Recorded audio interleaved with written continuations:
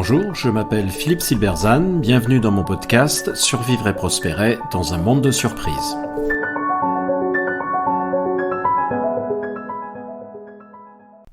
Laisser brûler la maison et si Friedrich Hayek avait gagné finalement. Pour beaucoup, Friedrich Hayek est le symbole de l'ultralibéralisme. Son ouvrage contre le planisme, La route de la servitude, a connu un succès considérable. Écrit à la fin de la Seconde Guerre mondiale, alors qu'il était généralement admis que l'économie devait être contrôlée par l'État, il l'a condamné pour longtemps à l'ostracisme dans les milieux intellectuels de gauche qui le voient comme un épouvantail. Ses idées ont pourtant été reconnues des années plus tard et son travail a même été couronné d'un prix Nobel.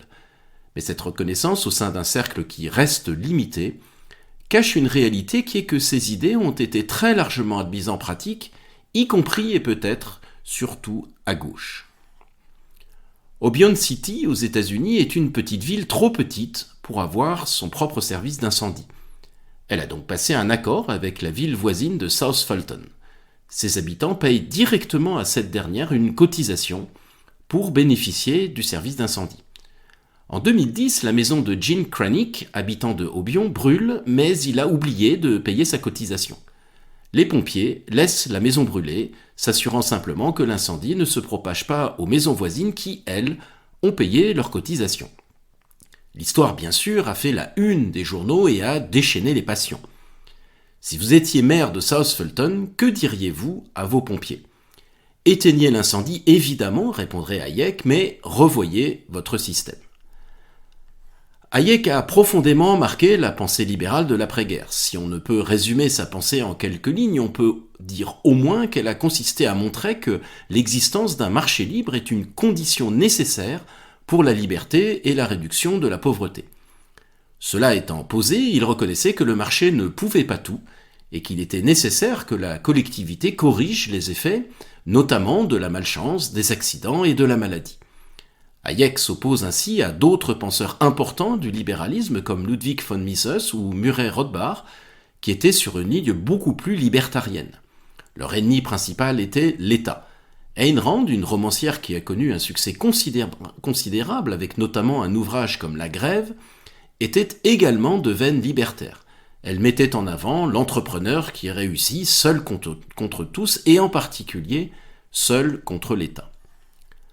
Comme tous les modérés, Hayek souffre du fait que sur nombre de sujets, il n'a pas une position catégorique. S'il croyait qu'un pays qui interdit un marché libre devient pauvre et dictatorial, il reconnaissait aussi que le marché ne résolvait pas tout. Cela étant, il n'avait pas de position très claire sur où il s'arrêtait. Face à cela, la pureté évangélique des libertariens est évidemment beaucoup plus vendable. Avec eux, tout est clair. L'État ne doit quasiment rien faire. Même la police doit être privée et organisée par les citoyens. Cette pureté est séduisante parce qu'ils ont une réponse simple à tout, et c'est toujours la même, mais elle les emmène vite à l'absurde. Henri-Louis Mencken, un autre libéral, écrivait ainsi « Il existe pour chaque problème complexe une solution simple, directe et fausse ». C'est l'attrait des populistes et des idéalistes que déteste Hayek. Le libertarien estime ainsi que le feu rouge est une atteinte à sa liberté. Pourquoi l'État me force-t-il à m'arrêter ? Réponse de Hayek et de Henri Hazlitt, qui d'ailleurs évoque ce cas d'école dans un ouvrage. Eh bien parce que en face de vous se trouve une autre voiture qui, elle aussi, a la liberté d'aller, et des piétons qui, eux aussi, ont cette liberté. Et donc il y a nécessairement un compromis à trouver pour que la liberté de se déplacer des uns ne s'oppose pas à celle des autres, pour que l'un ne gagne pas sur les autres. Cela suppose le développement de règles nécessairement imparfaites, nécessairement ad hoc, et nécessairement fruit d'un compromis qui insupporte les idéalistes. Hayek ne dit pas quelles peuvent être ces règles, il ne le sait pas, elles ne peuvent exister dans l'absolu et a priori. C'est à la collectivité de les définir, elles sont le produit du travail collectif, mais il en souligne l'évidente nécessité. L'ambiguïté de Hayek est frustrante pour les idéalistes, mais sa position est fertile. Je ne peux pas vous donner la solution, c'est à vous de la trouver, mais sachez qu'il faut le maximum de marché où c'est possible, et le collectif pour le reste, pas de problème. C'est ainsi qu'Hayek se présente finalement comme un modéré. À la gauche, Hayek dit qu'aucun pays ne peut être riche et ses citoyens libres sans reposer sur un marché libre. À la droite, Hayek dit que le marché ne résout pas tout et que l'action collective via l'État est nécessaire. Au 2, il dit qu'une société complexe ne peut fonctionner que sur la base d'une large auto-organisation et que les ordres venus d'en haut sont souvent contre-productifs et liberticides.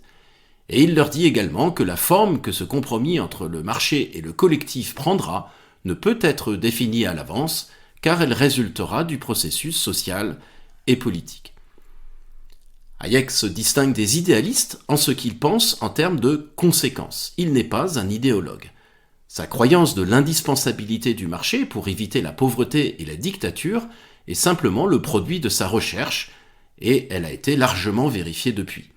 S'il existe des dictatures fonctionnant à partir d'un marché relativement libre, comme le Chili dans les années 80 ou la Chine jusque récemment, aucun pays ayant aboli celui-ci n'est devenu ni riche ni libre. Cela étant posé, ce qui l'intéresse, ce sont les conséquences des prises de position politiques et sociales. Les idéalistes, eux, pensent en termes de principes absolus et se moquent des conséquences. Il y a un côté kantien chez eux qui fait froid dans le dos. Si la maison brûle et que le propriétaire n'a pas payé son dû aux pompiers, alors ceux-ci ne doivent pas éteindre l'incendie. Cela ne signifie pas que l'épisode de la maison qui brûle soit simple sur le plan philosophique. Effectivement, si tout le monde sait que les pompiers éteindront l'incendie même si on n'a pas réglé son dû, alors plus personne ne paiera et la solution collective s'effondrera. Pas grave, me répond-on souvent lorsque j'expose ce problème. Il suffit de faire payer une très forte somme après avoir éteint l'incendie. Oui, mais que faire si la personne n'est pas en mesure de la payer ? Hayek n'envisage pas un seul instant de recommander aux pompiers de laisser la maison brûler.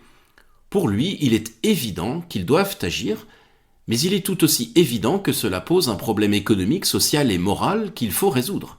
Celui qui n'a pas payé est un passager clandestin qui espère s'en tirer aux dépens de la collectivité. Alors qu'en est-il en politique aujourd'hui ? Aux États-Unis, le Parti républicain, très influencé par Hayek après-guerre, s'est déplacé ces dernières années vers la droite populiste. Le Parti démocrate, lui, est devenu largement hayekien. Il revient de loin. Roosevelt était très hostile au marché libre et le New Deal a été une politique de contrôle drastique de l'économie et d'ailleurs aussi de la société. C'est d'ailleurs en réaction à ce contrôle que Hayek a écrit La route de la servitude. Mais cette position s'est amoindrie avec ses successeurs et l'inclinaison hayekienne a été particulièrement marquante chez Bill Clinton et Barack Obama. Ainsi, le projet dit Obamacare était très hayekien, instaurait une assurance de santé certes obligatoire, mais reposant sur la liberté de choisir parmi des fournisseurs privés organisés en un marché. Même des gens comme Bernie Sanders ou AOC, très à gauche, ne remettent pas en question le marché libre. Le débat est aujourd'hui sur le niveau de régulation et de prélèvement ainsi que sur le périmètre de l'État et non plus sur l'existence d'un marché libre. Ce n'est pas bien sûr que Hayek aurait vu Bernie Sanders ou même Joe Biden comme un frère d'armes et l'inverse encore moins. C'est que, d'une certaine façon, avec l'acceptation par la gauche américaine du marché libre comme une nécessité, Hayek a fini par gagner, mais personne ne s'en est vraiment rendu compte.